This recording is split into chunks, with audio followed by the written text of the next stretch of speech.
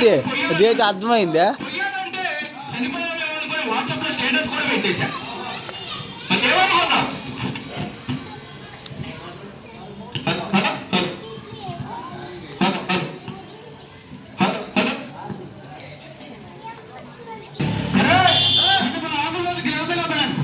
మనకి bank account అనేది చాలా ముఖ్యమైనది.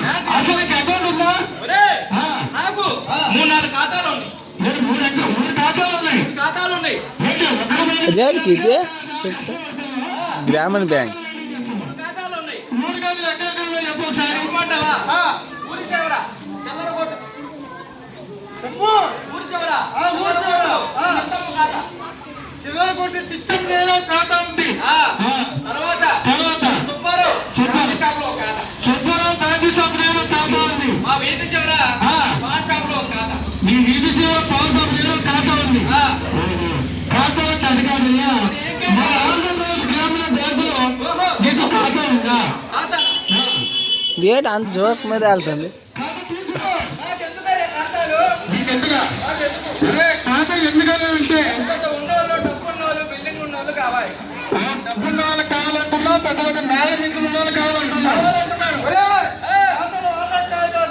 నీకు ఖాతా ఉండాలి. రోజు కూలికి వెళ్తున్నాను. రోజు ఎంత వస్తాయి? 500. 500 ఏం చేస్తా చెప్పొచ్చు. హరికృష్ణుడికి అయ్యి వస్తుంది.